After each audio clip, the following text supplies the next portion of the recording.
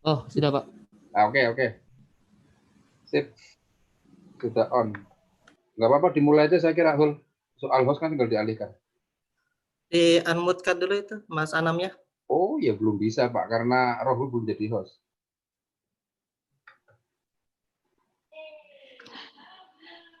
Mana, Hul? Sudah balik, Hul?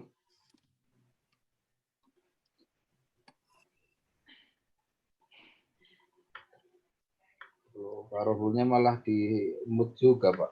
Ah, sudah jadi host. Udah aman, udah aman.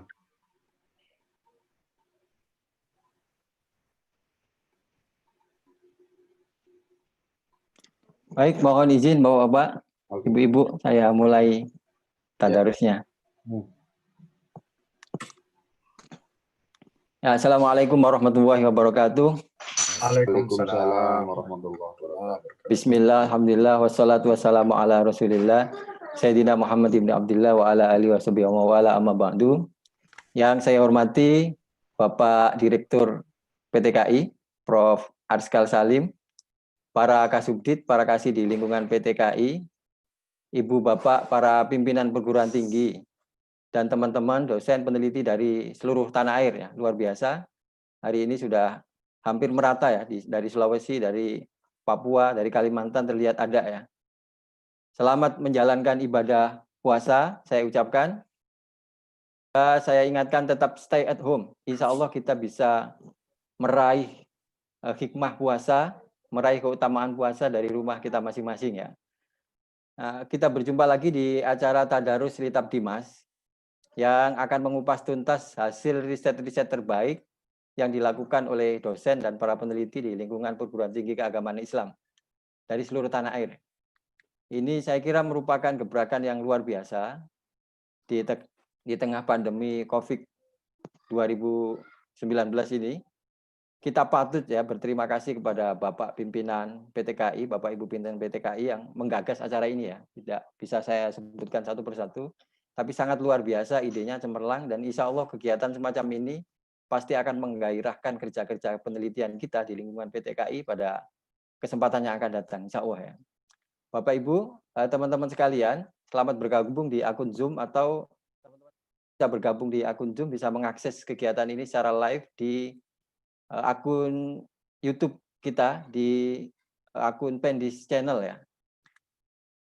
Edisi kelima kali ini akan mengangkat tema integrasi keilmuan. Fact or fake ya, fakta atau palsu atau omong kosong ya.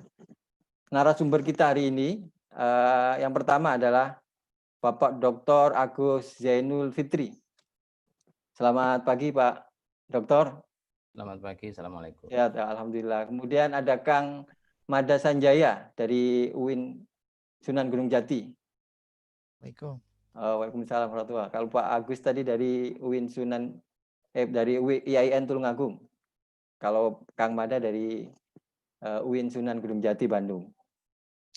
Bapak Ibu, teman-teman sekalian, perlu saya sampaikan bahwa kedua narasumber kita hari ini merupakan peneliti terbaik tingkat nasional pada ajang BCRR atau Biennial Research Result Ditjen Pendidikan Islam Kementerian Agama RI tahun 2019 kemarin ya.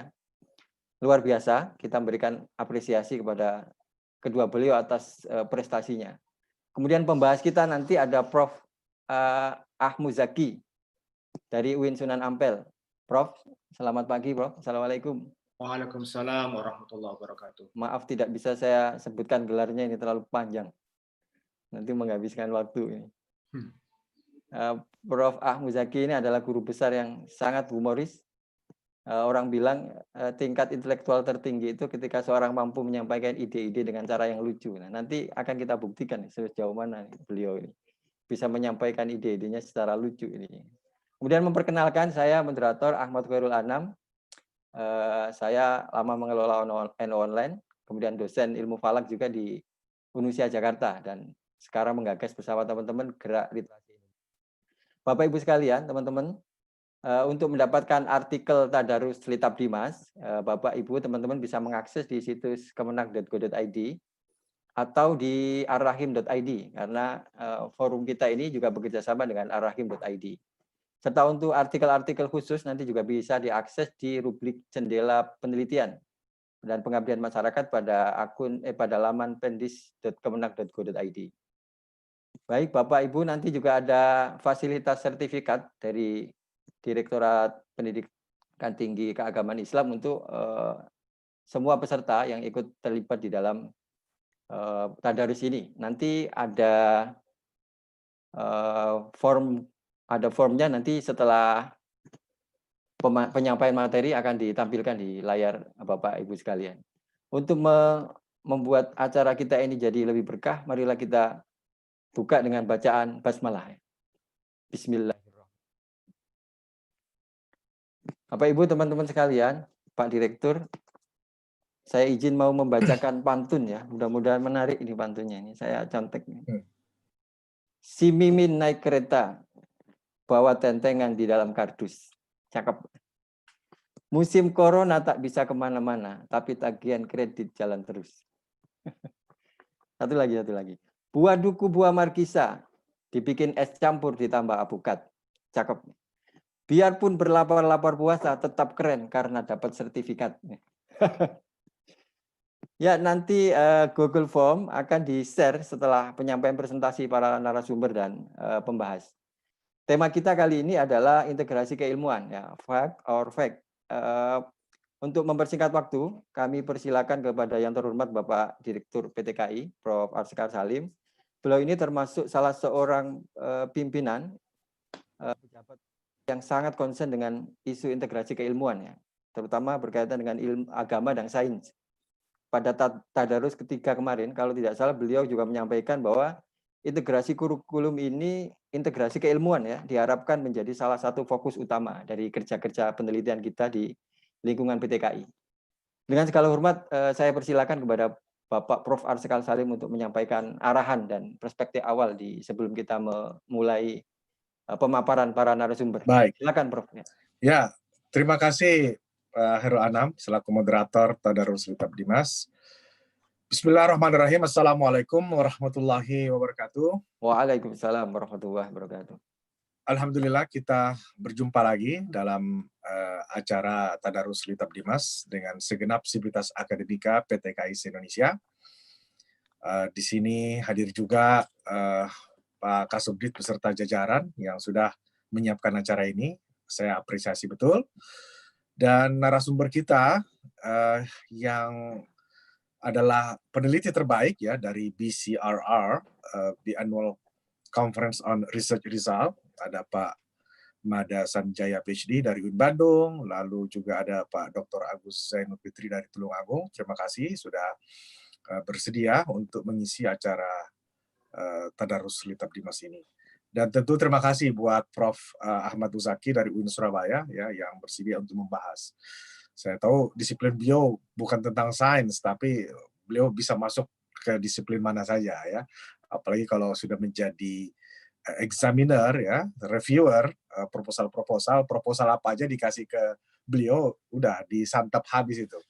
Yang ngeper itu pasti adalah pesertanya itu. Wah, ini yang uji siapa? Wah, ini Prof. Uzaki. Jadi nanti kita lihat betul seperti yang disampaikan oleh moderator tadi. Baik, Bapak Ibu sekalian, tema kita pada pagi ini tentang integrasi keilmuan, fact or fake ya, fakta atau omong kosong. Ini ingin kita tunjukkan bahwa integrasi keilmuan itu adalah sesuatu yang sudah rutin berakar di dalam tradisi pembelajaran dan tradisi ilmiah di kampus perguruan tinggi keagamaan Islam. Mulanya ini sejak di awal Orde Reformasi ya di tahun 98 sampai kemudian tahun 2002 ada upaya-upaya untuk melakukan integrasi keilmuan lewat institusionalisasi transformasi IAIN menjadi UIN. Dan ini merupakan mandat mengapa kemudian kampus hari ini ya, kalau kita lihat ada UIN, juga ada IAIN, ada STAIN. UIN ini bertransformasi menjadi universitas karena di dalamnya ada integrasi keilmuan. Nah, integrasi keilmuan itu tampak di beberapa aspek ya, dan dan yang saya kira yang paling jelas bisa diwujudkan dan kelihatan hari ini adalah integrasi keilmuan dalam riset, aspek riset. Hal-hal lain sudah dilakukan ya, misalnya di dalam buku teks, dosen-dosen yang juga sudah punya visi, pandangan tentang sains dan Islam. Begitu juga ada mata kuliah tertentu yang ditawarkan di semester awal itu menunjukkan bagaimana integrasi keilmuan menjadi bagian yang inherent dari keberadaan pendidikan tinggi keagamaan Islam di Indonesia. Dan setelah UIN Jakarta pada tahun 2002 ya secara resmi menjadi universitas, ini kan disusul oleh banyak belasan kampus yang sekarang ini sudah 17 UIN ya, nanti akan bertambah lagi karena memang renstra kita pada tahun 2020 ini sampai 2024 memandatkan agar kita bisa menambah jumlah universitas Islam negeri. Dan di saat yang sama sekarang ini kita juga memberikan kesempatan kepada swasta untuk mengembangkan diri menjadi universitas Islam ya swasta di bawah Kementerian Agama yang mandatnya juga adalah melakukan integrasi keilmuan. Jadi mudah-mudahan dalam waktu dekat ada satu ya universitas di Jawa Timur ya, universitas Inza Genggong itu ya kita berikan SK-nya agar ini bisa menjadi contoh bagi universitas Islam swasta ya sebagai bagian dari ikut mempromosikan integrasi keilmuan ya, baik dari segi penelitian, pembelajaran dan lain sebagainya. Dan ini akan semakin masif gerakan integrasi keilmuan ini. Dan ini kita sudah dukung dengan hadirnya buku pedoman implementasi integrasi keilmuan ya yang disusun oleh Subdit Pengembangan Akademik pada tahun 2018 yang lalu. Buku itu sudah tersedia PDF online, silakan saja diakses di website Direktorat PTKI yang menjelaskan bagaimana integrasi keilmuan itu diimplementasikan dalam proses pembelajaran di setiap fakultas ataupun prodi. Nah, tapi hari ini untuk Tadarus Litab Dimas ya, saya melihat profil dari dua peneliti ini luar biasa ya. Bagaimana kedua-duanya punya minat yang kuat untuk mendorong lebih jauh lagi bahwa sains yang sedemikian seringkali dibuat demarkasi garis batas dengan ilmu-ilmu agama sekarang dicoba dekatkan dengan contoh-contoh yang konkret. Bahkan ada bentuknya ya dalam bentuk robot itu luar biasa. Saya kira ini patut kita apresiasi dan ini akan memberikan kita semangat yang bertambah kuat agar kegiatan ke depan ya kinerja kita di PTKI juga mengarah kepada integrasi keilmuan ini. Kita ingin memberikan distingsi bagi pengembangan pendidikan tinggi di Indonesia, di saat yang sama kita juga ingin memberikan kontribusi bahwa kampus-kampus Islam itu memberikan banyak hasil-hasil penelitian terkait dengan sains dan agama ya. Kita ingin mengakhiri dikotomi yang bertahun-tahun itu selalu dianggap ini masalah agama, itu kita anggap sudah selesai dan saatnya kita mengisi dengan hal-hal yang konkret bahwa sains adalah Islam, Islam adalah sains. Saya kira itu sebagai pengantar singkat saja ya, dan juga informasi terkait dengan apa-apa yang sudah dan akan kita terus lakukan di tahun-tahun yang mendatang di Kementerian Agama bersama-sama kampus PTKI negeri dan swasta.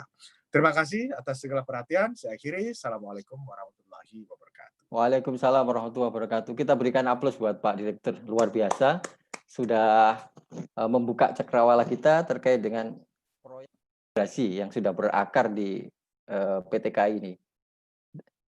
Teman-teman sekalian, Bapak Ibu, berikutnya akan saya panggil narasumber kita yang pertama. Ada Mas Agus Zainul Fitri. Saya bacakan singkat ya biografi beliau. Dilahirkan di Jember, Jawa Timur, tanggal 1 Agustus 1981. Kemudian sempat mendapatkan beasiswa Kementerian Agama, program doktor di Uninus Bandung dengan konsentrasi manajemen pendidikan sebagai lulusan termuda ya, luar biasa pada program doktor tahun 2011. Kemudian pernah mengikuti postdoktoral di Goethe, Frankfurt, Jerman. Kemudian yang penting ini, beliau mendapatkan anugerah sebagai peneliti terbaik dari 25 peneliti ya dalam BPRR yang diselenggarakan oleh Diknis 2019 yang lalu.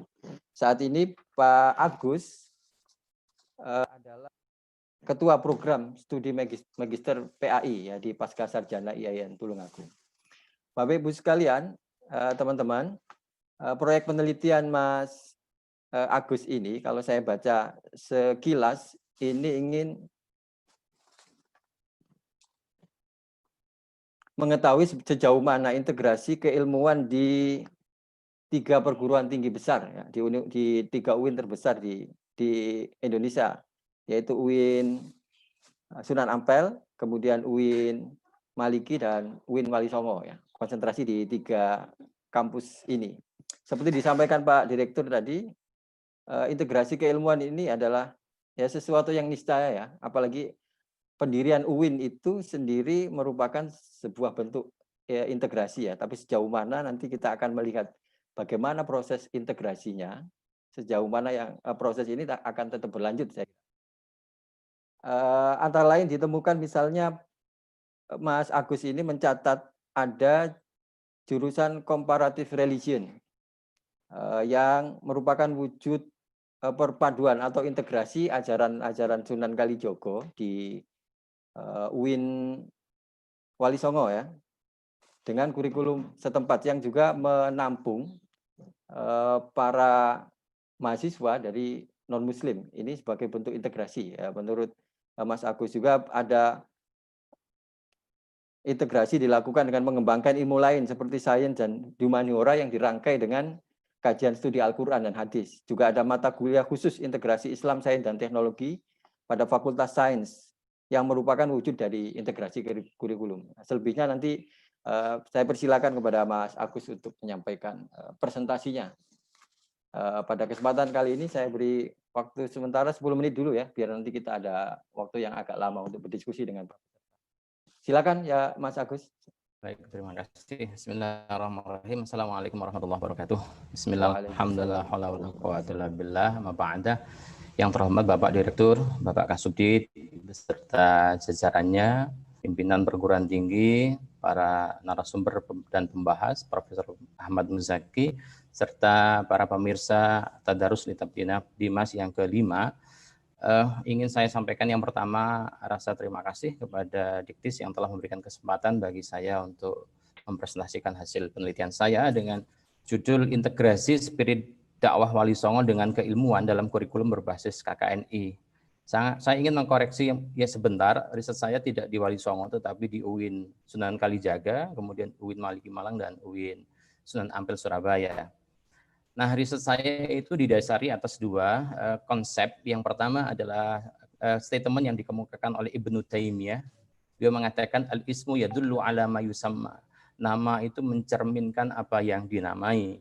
Kemudian yang kedua adalah konsep yang dikemukakan oleh Edunas Regis dalam bukunya The Multiple Nature of Dakwah. Dia mengatakan bahwa dakwah itu ada sepanjang sejarah Islam.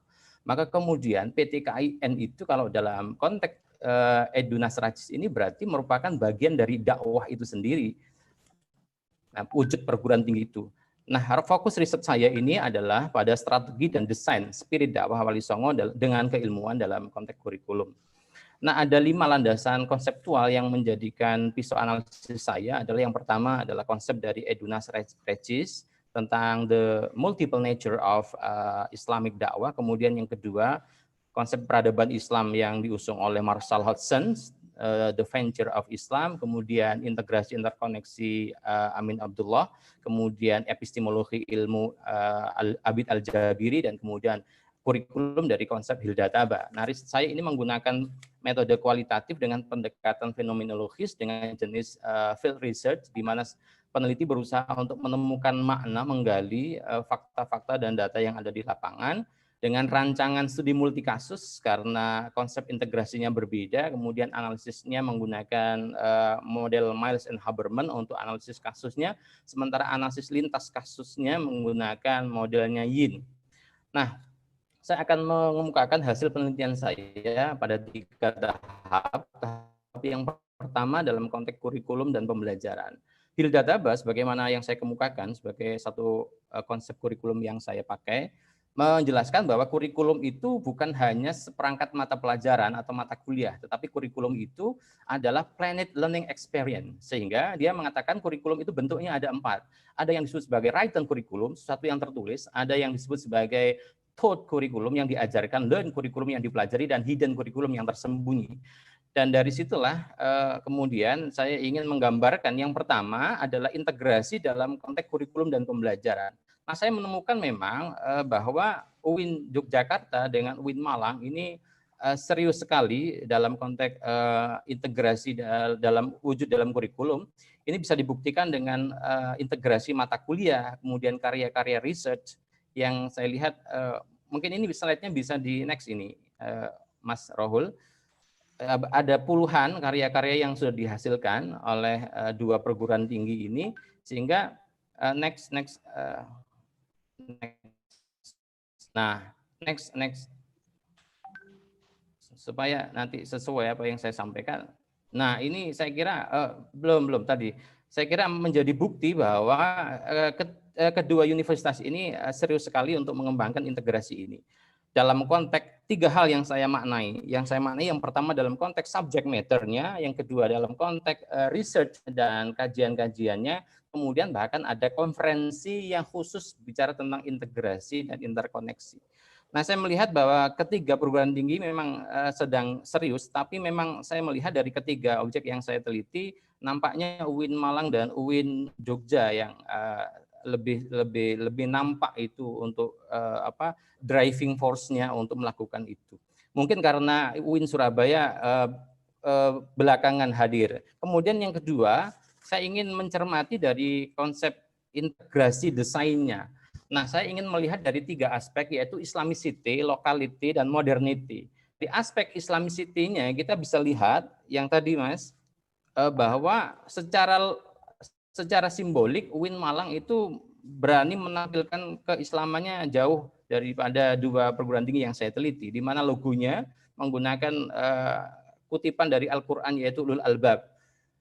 Kemudian yang kedua, kemudian kalau kita lihat UIN Jogja itu menggunakan konsep bunga mati 1 tangkai 2 lembar daun yang menggambarkan jaring laba-laba koneksi. Sementara kemudian itu ada 9 sudut yang menggambarkan itu sosok Wali Songo, dan kemudian ada menara kembar itu yang juga digambarkan sebagai konsep integrasi dan Twin Tower-nya itu. Nah, dari sini kemudian muncullah kemudian konsep yang kedua yang saya sebut sebagai aspek locality. Nah, aspek locality ini UIN Jogja dan Surabaya secara eksplisit itu lebih menampakkan dirinya. Misalnya ketika UIN Yogyakarta di quote ada tulisan atau kutipan dari Sunan Kalijogo yang ada di depan masjidnya itu tulisan Lokajaya, ada serat Lokajaya yang di situ kalau kita baca dalam bahasa Jawa anglaras ilining banyu angeli nanging ora keli. Itu berarti bahwa selaras dengan alurnya air tetapi tidak mengikuti arus. Demikian juga dengan UIN Surabaya, nampak sekali aspek lokalitasnya yaitu dengan adanya quote of corner, di mana kemudian menampilkan sosok Wali Songo di situ yang saya sebut adalah Sunan Ampel. Kemudian ada quote-nya dari Sunan Ampel yang diambil yaitu ilmu yakti dan demit anggonipun. Jadi ilmu yang sesungguhnya itu tempatnya tersembunyi, sehingga kemudian harus digali, diriset lebih dalam. Saya kira ini Prof. Zaki nanti akan sangat memahami tentang hal ini karena beliau menjadi salah satu sumber informasi dari riset saya ini. Nah, kemudian lebih dari itu yang menarik bagi saya, UIN Surabaya itu ritus keagamaannya itu kalau dalam konsep bias tradisi NU ada konsep tawasul gitu, saya melihat betul bahwa tidak hanya menghadiahkan Fatihah kepada para pendirinya UIN Surabaya, tetapi juga Sunan Ampel disebut. Ini menurut saya betul-betul memang ada integrasi spirit dakwah dari Sunan Ampel itu dalam pengembangan integrasi keilmuan.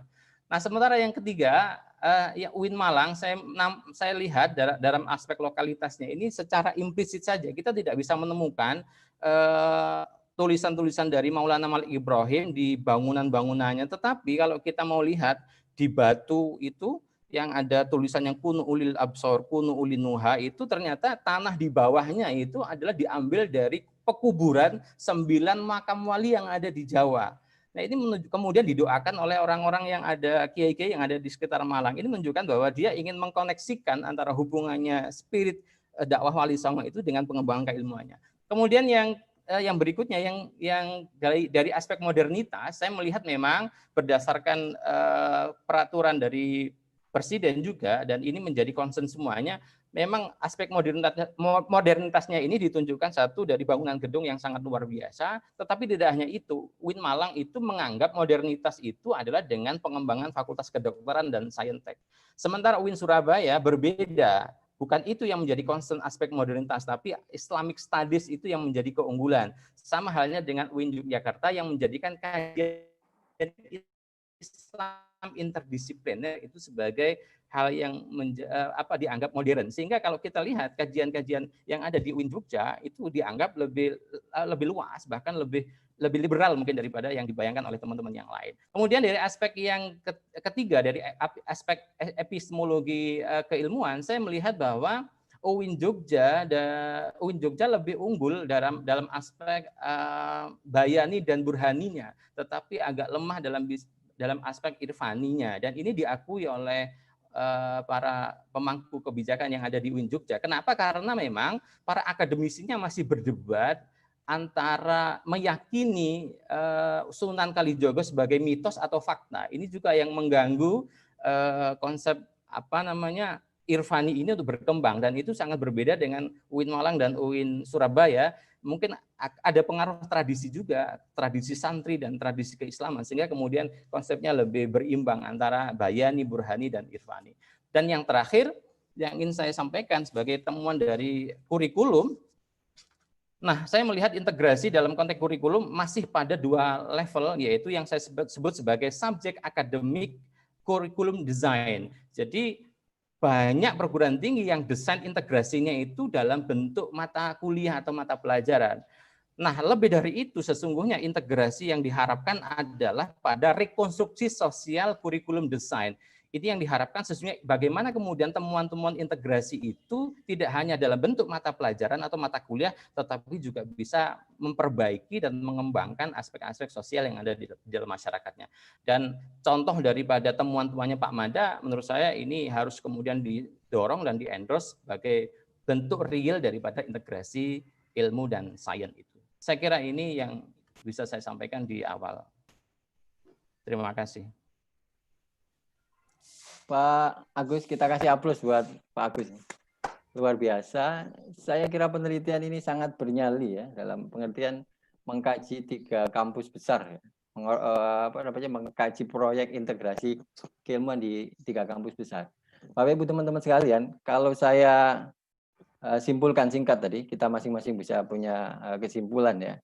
Integrasi keilmuan yang dimaksud oleh Mas Agus ini lebih ke integrasi nilai atau ajaran-ajaran Islam yang dikembangkan oleh Wali Songo di dalam konten kurikulum ataupun di dalam simbol-simbol atau di dalam aktivitas yang dijalankan di kampus tersebut. Mungkin step integrasinya saya kira agak berbeda nanti dengan narasumber kita yang kedua, yakni Kang Mada. Nah, Kang Mada ini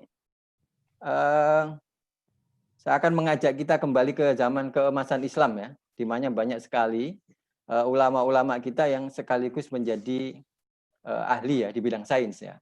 Proyek penelitian Kang Mada ini ingin memahami metode matematika penentuan arah kiblat karya Al-Biruni dalam kitab Tahdid Al-Amakin. Siapa dan seperti apa karya Al-Biruni ini nanti akan dipaparkan oleh Kang Mada. Berikutnya Kang Mada mengintegrasikan matematika arah kiblat Al-Biruni dengan konsep robot digital.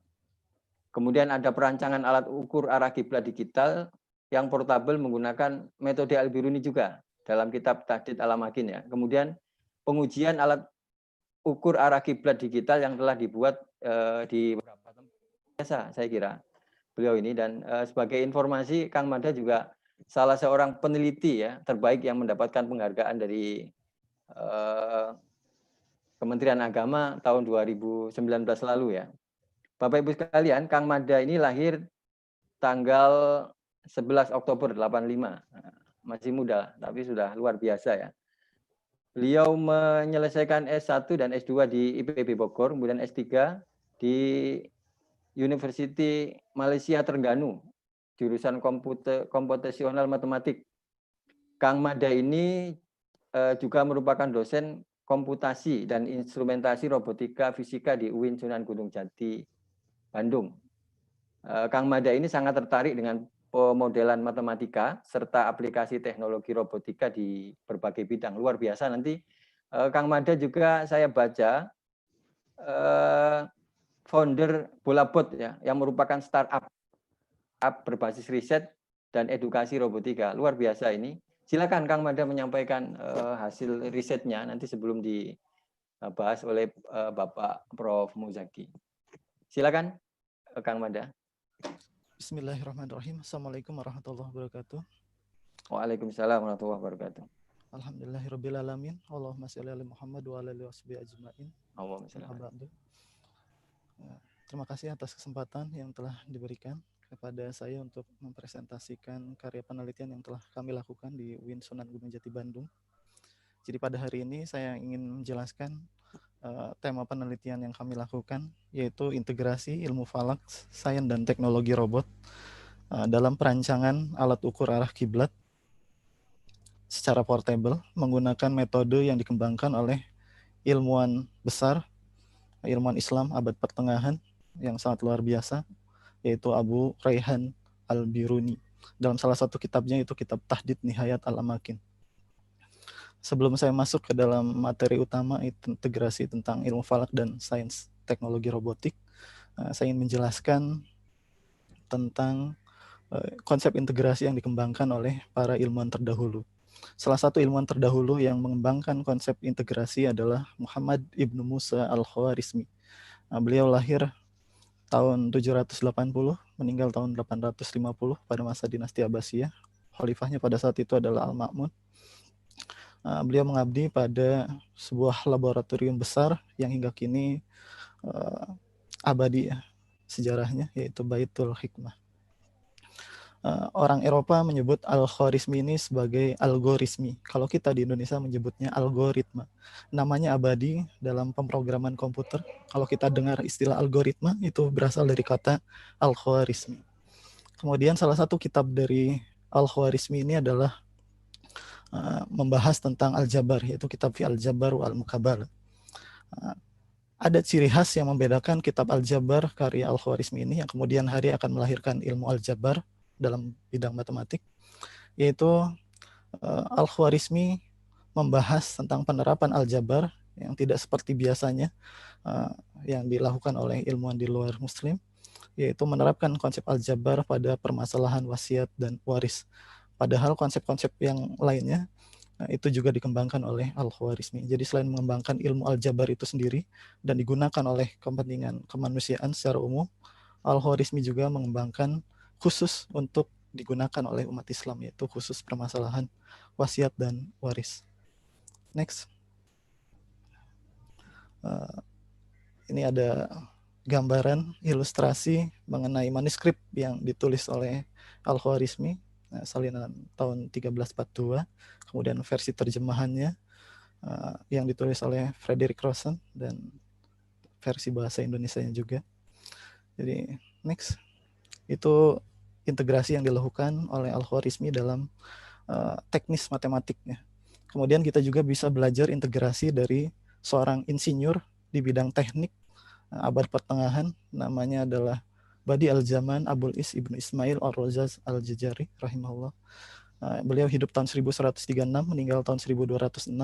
Karyanya yang terkenal karena hanya satu karyanya, kitab yang ditulisnya cuma satu, tapi karya ini sangat luar biasa, yaitu kitab Al-Jami Bainal Ilmi wal Amal An-Nafi fi Sin'at Al-Hiyal, atau orang menyebutnya dengan singkatan kitab Al-Hiyal, yang terdiri dari 50 karya penelitian di bidang teknik, khususnya teknik mesin dan robotika. Jadi dunia Islam itu adalah pionir dalam teknologi robotik.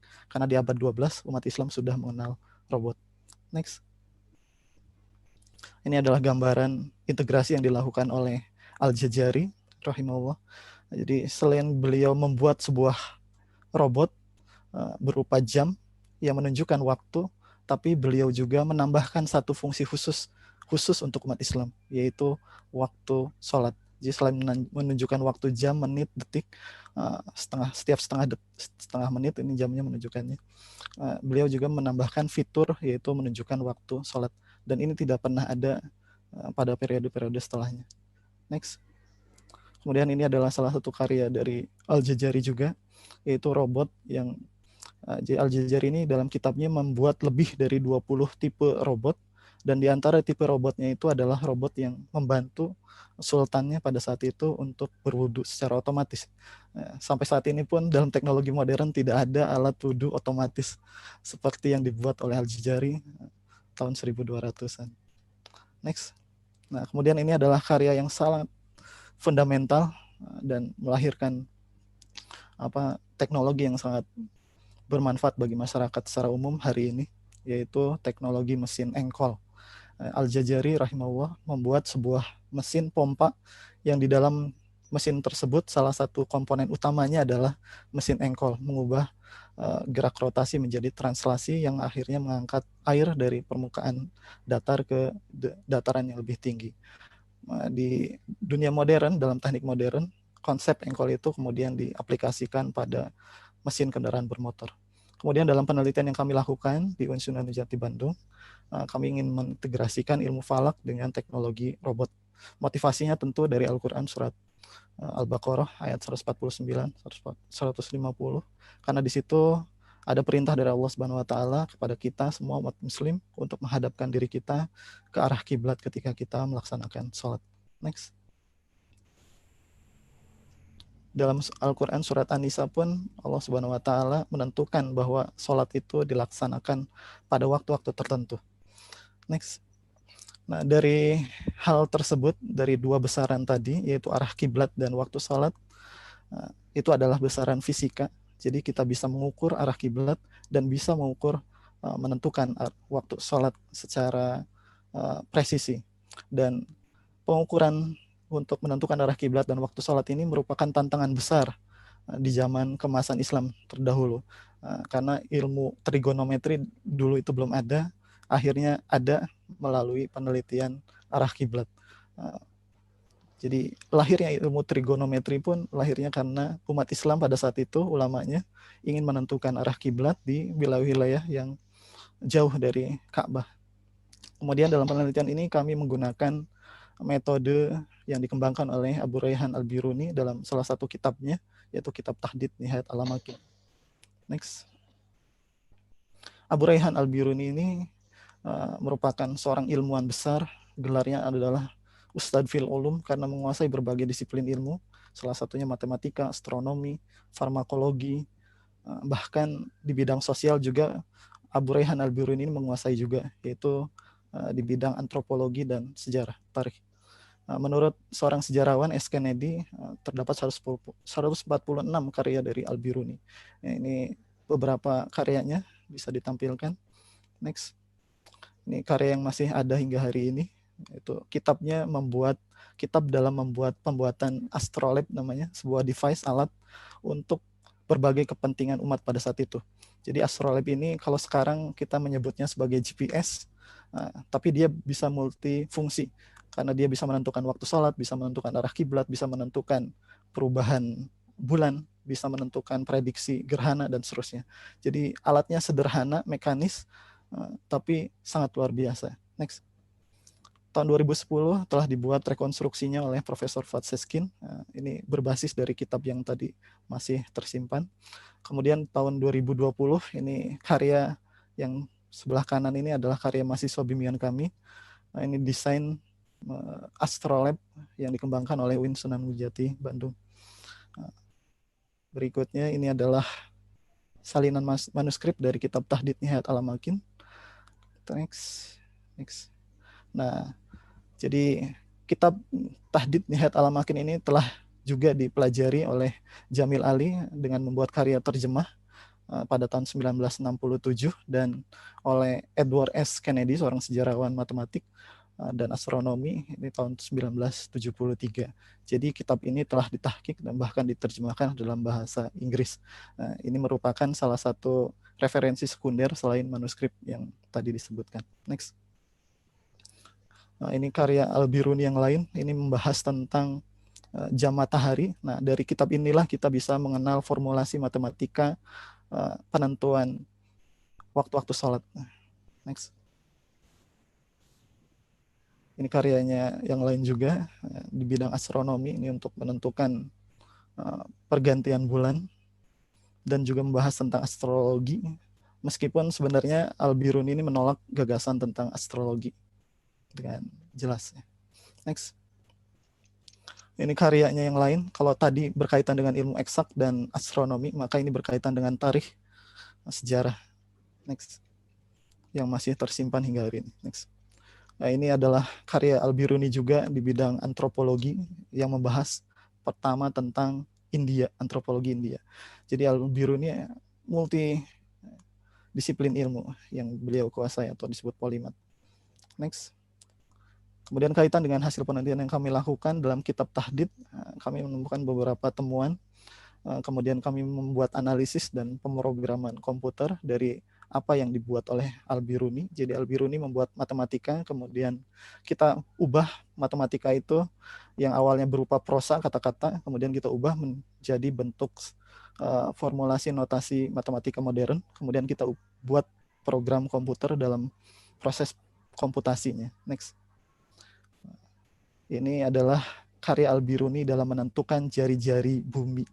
Jadi Al-Biruni adalah ilmuwan yang pertama mengukur jari-jari bumi. Karena jari-jari bumi, maka bumi yang dimodelkan oleh Al-Biruni ini adalah model bola bumi, bukan bumi datar. Jadi ini juga sebagai bantahan pada flat earth.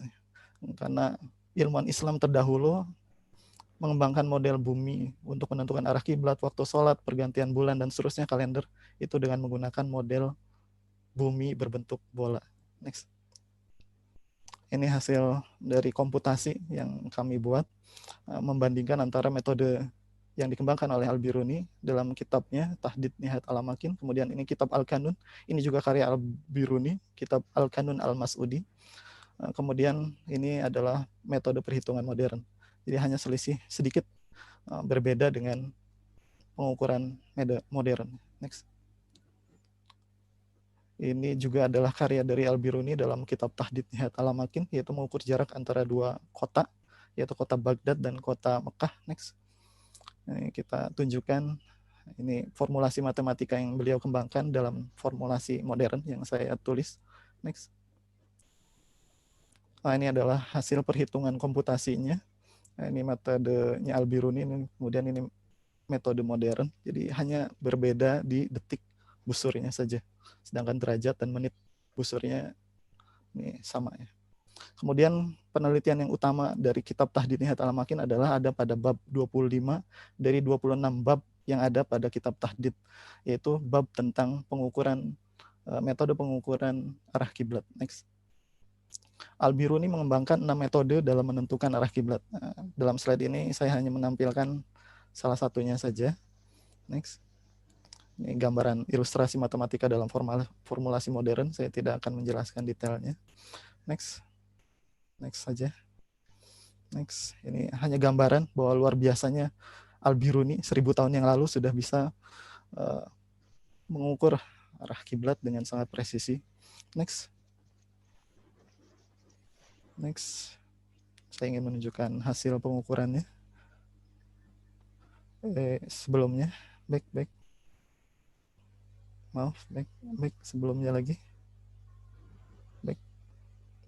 Satu lagi. Nah, ini adalah hasil data penelitian yang kami lakukan di UIN Sunan Gunung Jati Bandung, membandingkan antara metode modern yaitu trigonometri bola versi modern dengan karya Al-Biruni dalam kitab Tahdid Nihayat Al-Amakin.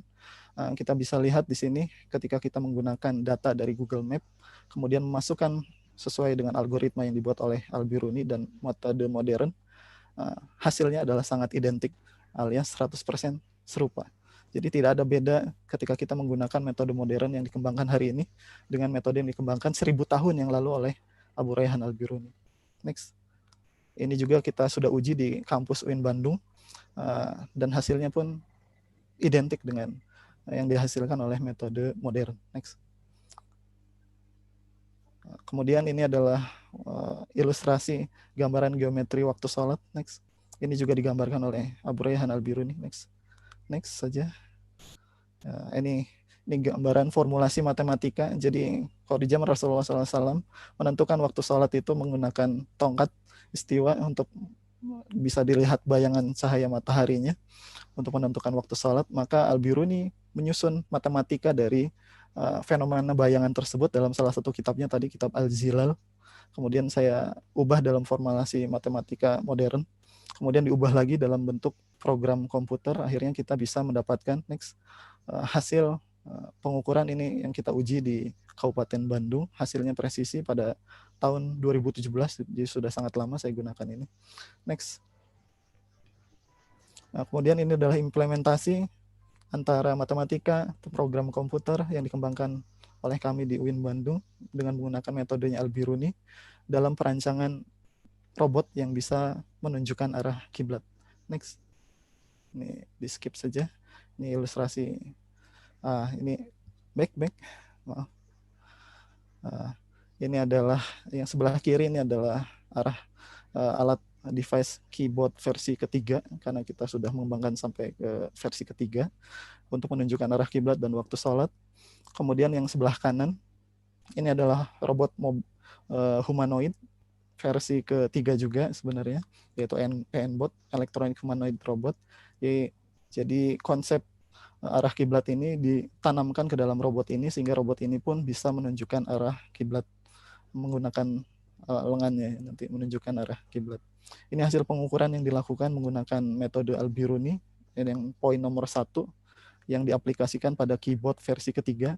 Jadi kita memasukkan program berdasarkan kitab dari yang ditulis oleh Abu Rayhan Al-Biruni. Hasilnya identik atau sama akurasinya dengan beberapa aplikasi yang dikembangkan versi modern.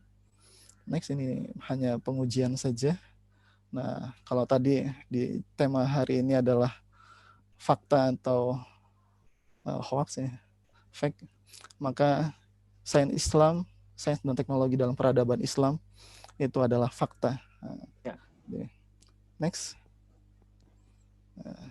Ini beberapa karya penelitian. Next. Sampai di akhir saja.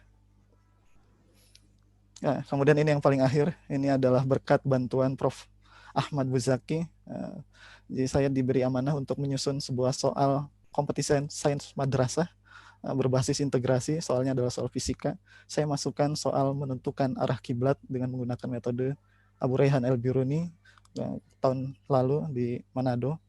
Mungkin itu saja yang bisa saya sampaikan. Assalamualaikum warahmatullahi wabarakatuh. Waalaikumsalam warahmatullahi wabarakatuh. Saya tercengang sekali. Kita beri aplaus untuk kedua narasumber kita pagi ini yang luar biasa saya kira. Bapak Ibu sekalian, saya mencatat banyak hal tadi. Bahkan disebutkan tadi 1000 tahun yang lalu ya, bumi ini sudah bulat. Bahwa kemudian 1000 tahun berikutnya bumi kembali datar, itu saya kira ada proses sejarah panjang yang bisa menyebabkan orang membuat kesimpulan seperti itu. Saya kira. Nah, kalau boleh usul ini, mohon maaf Bapak Ibu, Pak Direktur juga, kalau boleh usul saya kira catatan-catatan Kang Mada ini terkait dengan sejarah sains di dunia Islam, sejarah para saintis ya di dunia Islam, saya kira bisa ditulis lebih populer dan diinput di materi sejarah Islam di sekolah dasar maupun menengah. Karena sejauh ini menurut saya sejarah yang dipelajari anak-anak itu lebih ke sejarah politik ya. Nah, bukan sejarah keilmuan, tapi itu urusan lain. Nah, hasil riset dari Kang Mada ini saya kira bisa sangat berguna saya kira. Ada juga kompetisi robotik segala macam ya, yang selama ini kompetisi robotik di madrasah saya lihat belum banyak mengulas para ahli robotik ya di dalam sejarah Islam yang sebenarnya luar biasa diulas oleh Kang Mada tadi. Bapak Ibu sekalian, untuk memperkaya perspektif kita dari dua penelitian ini yang agak berbeda sebenarnya, tapi sama dalam konteks tema besar kita, integrasi keilmuan. Nah, untuk melengkapi perspektif kita dengan segala hormat, saya panggil Bapak Prof. Muzaki untuk bisa menyampaikan materinya ya, bagaimana kita bisa menyambungkan dua hasil riset ini menjadi bahan obrolan kita yang menarik pada kesempatan pagi ini. Silakan Prof, dan sesuai namanya beliau ini adalah seorang muzaki ya, bukan seorang mustahil. Silakan Prof. Baik, Assalamualaikum warahmatullahi wabarakatuh. Waalaikumsalam warahmatullahi wabarakatuh. Bismillahirrahmanirrahim. Allahumma sholli ala sayyidina Muhammad wa ala ali sayyidina Muhammad. Kang Anam yang saya hormati, Pak Direktur yang saya hormati, dan seluruh teman-teman sekalian. Mohon izin, bentar. Baterai saya habis.